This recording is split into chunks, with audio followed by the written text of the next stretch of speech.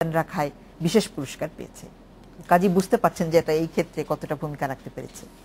ইফাত তো সারা বিশ্বেই কাজ করছে এবং বাংলাদেশেও অনেকদিন যাবতই কাজ করছে, বিশেষ করে দরিদ্র জনগোষ্ঠীর মধ্যে। তো এই প্রকল্পটিকে আর কোথায় আপনারা ছড়িয়ে দেওয়ার কোনো পরিকল্পনা আছে? ইফাতের একটা বৈশিষ্ট্যই হচ্ছে যে ইফাত সবসময় উদ্ভাবনীমূলক কর্মসূচিগুলোকে সমর্থন দেয়। সেই ৮০-র দশকে গ্রাম ক্ষুদ্র ঋণ প্রকল্প বা গ্রামীণ ব্যাংকের সহায়তা দেওয়া শুরু থেকে আজকের এই সুনামগঞ্জ যে কমিউনিটি ভিত্তিক রিসোর্স ম্যানেজমেন্ট প্রজেক্ট, এই সব প্রকল্পগুলোরই যে উদ্ভাবনীমূলক কর্মসূচিগুলো আছে সেগুলোকে সবসময়ই ইফাত অর্থায়ন করেছে।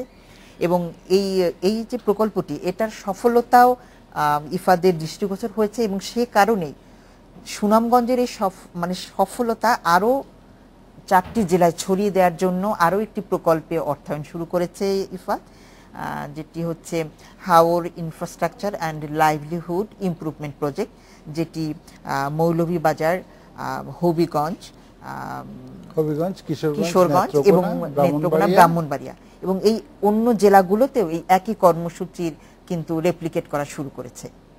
সুতরাং মহসিন সাহেব, একদম শেষ জিনিসটা জানতে চাইবো যে এইটা যেটা বলছে যে বিভিন্ন জায়গায় এই একই ধরনের উদ্যোগ নেওয়া হচ্ছে, এই উদ্যোগ নেয়ার ক্ষেত্রে প্রায়োরিটি এবং সতর্কতা কি থাকা দরকার মনে করেন? আমি মনে করি যে আসলে একটা ডেডিকেটেড টিম, যে টিম এই উদ্দেশ্যে কাজ করবে তাদের খুব ভালো করে উপলব্ধি করা দরকার কি উদ্দেশ্যে রিসোর্সগুলা আসছে। যেখানে মাত্র সুনামগঞ্জ প্রজেক্ট শুরু করলো $31 মিলিয়ন দিয়ে, আজকে সেখানে ইফাত সেখানে প্রায় $133 মিলিয়ন মতো প্রজেক্ট দিছে এবং একই নেচারের প্রজেক্টের জন্য জাইকাও প্রায় 100 মিলিয়নের মতো ইনভেস্ট করছে। রিসোর্সের ভলিউমের দিকে কিন্তু এটা অনেক অনেক বেশি। আমি মনে করি যে যদি এগুলার ইফেক্টিভ এবং ইফিশিয়েন্ট ইউটিলাইজেশন যদি আমরা করতে পারি, ডেফিনেটলি আমি আশা করি, দৃঢ় বিশ্বাস করি, এলজিইডি যেহেতু এটাতে এই প্রজেক্ট দুটাই এলজিইডি নিচ্ছে, এলজিইডি অবশ্যই এটাকে আপনার সাকসেস করবে এবং এই 5টা জেলার মানুষের ভাগ্য উন্নয়নের জন্য এই সিমিলার ওয়েতে সুনামগঞ্জের মতো একটা দৃশ্যমান পরিবর্তন আমরা অবশ্যই দেখব।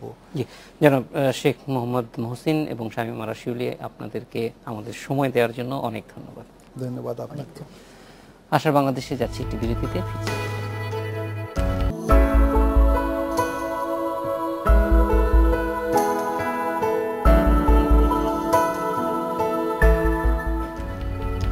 স্বাগত আরেকবার, দেখছেন আশার বাংলাদেশ। বরেন্দ্র অঞ্চল থেকে হারিয়ে যাওয়া 33 জাতের সুগন্ধি ধান চাষ করছে চাঁপাইনবাবগঞ্জের নাচলের 2 কৃষক। ফলনশীল ধানের কারণে হারিয়ে যেতে বসলেও সুগন্ধ ও স্বাদের কারণে এসব ধানের বাজার ভালো পাওয়া যাচ্ছে, তাই আশাবাদী চাষিরা।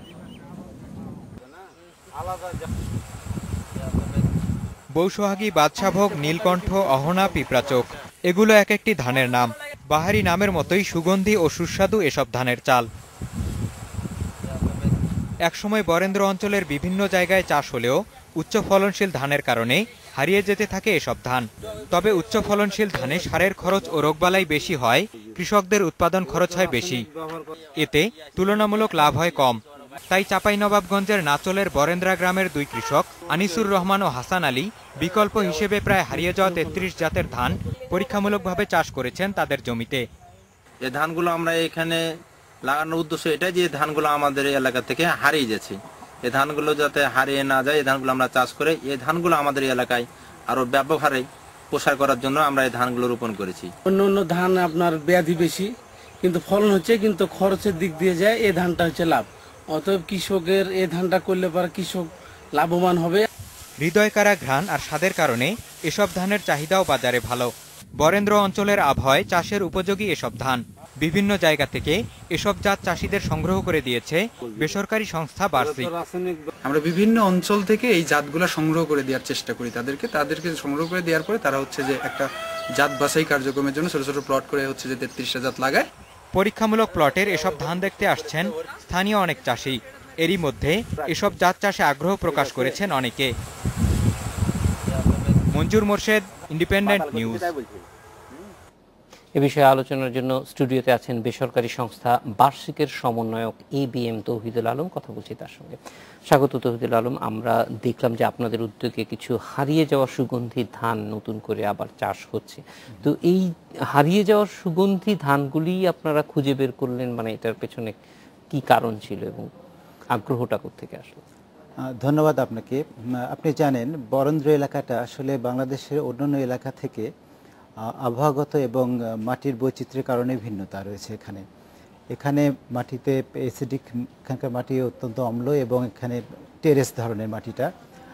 এখানে মানুষ চাষাবাদ করছে, আমন ধান চাষ করছে, কিন্তু এই আমন ধান চাষ করতে গিয়েও তাদেরকে একটা পর্যায়ে সেচের ব্যবস্থা করতে হয় এবং এই ক্ষেত্রে যদি সুগন্ধি ধান চাষ করা হয় একই খরচে একই পরিশ্রমে যে রিটার্নটা আসবে, যে উৎপাদনটা হবে, ঠিক সেই ধানটা আসলে বেশি বাজার মূল্যে কৃষকরা বিক্রি করতে পারবেন।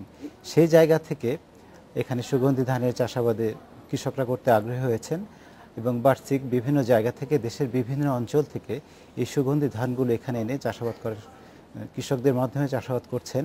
এবং এটার আসল উদ্দেশ্য হলো যে ধান ডাইভার্সিটি বাড়ানো, রাইস ডাইভার্সিটি বাড়ানো এবং পাশাপাশি এলাকার জন্য সবচাইতে উপযোগী সুগন্ধি জাত খুঁজে বের করা। এরই লক্ষ্যে 33 ধরনের জাত এই চলতে আমন মৌসুমে কৃষকরা চাষ করছেন এবং এর ভেতর থেকে 2-3 ধরনের ধান তারা পছন্দ করেছেন, যেগুলো আগামী মৌসুমে আরও ব্যাপকভাবে চাষ হবে বলে আশা করা যায়। এমনিতেও তো চাঁপাইনবাবগঞ্জে কিছু সুগন্ধি চালের চাষ ট্রেডিশনালি হয়। হ্যাঁ, আপনি ঠিকই বলেছেন। 2-3 ধরনের সুগন্ধি ধানের চাষাবাদ সেখানে চলছিল এবং এখনও চলছে, কিন্তু এই জাতগুলো দেখা যাচ্ছে যে অনেকদিন যাবৎ চাষাবাদের ফলে এগুলো রোগবালাই সহনশীলতা কমে গেছে এবং বিভিন্ন ধরনের আবহাওয়াজনিত পরিবর্তনের কারণেও এগুলোর আগের মতো ফলন দিচ্ছে না। এরকম একটা প্রেক্ষিত থেকেই কৃষকরা চিন্তা করছেন যে যদি আরও ভিন্ন ধরনের, আরও অনেক ধরনের সুগন্ধি জাতগুলোকে একসঙ্গে চাষ করে আমরা সবচাইতে ভালো জাতটা এখান থেকে খুঁজে বের করতে পারি, সেই উদ্দেশ্যেই এই ট্রায়ালটা। আপনারা এটা লোকেট করলেন কিভাবে যে বিভিন্ন জায়গায় 33টা প্রজাতি যা আছে? এই চাহিদাগুলো এসেছে, যদি আমি বলতে চাই আরও পিছন থেকে বলতে হবে।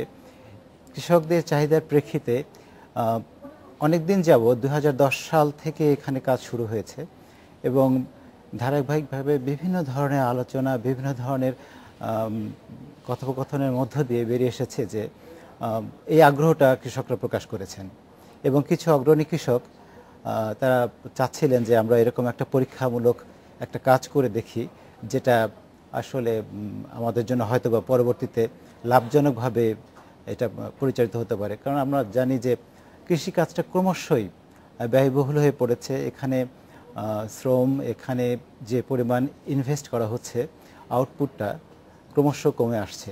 এরকম একটা জায়গা থেকে যদি সুগন্ধি ধানের চাল বাজারজাত করা যায়, সেক্ষেত্রে প্রায় ডাবল দামে এটা বিক্রি করা সম্ভব হবে। এই কারণে মূলত কৃষকদের এই জিনিসটার আগ্রহ এসেছে আর কি। আচ্ছা, আর কৃষকদেরকে উৎসাহিত করতে আপনারা কি ধরনের সাপোর্ট দিচ্ছেন তাদের?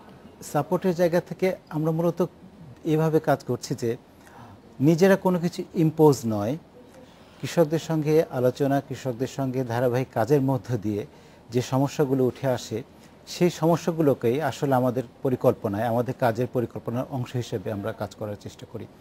নিজেদের কোনো প্রোগ্রাম তাদের মধ্য দিয়ে বাস্তবায়ন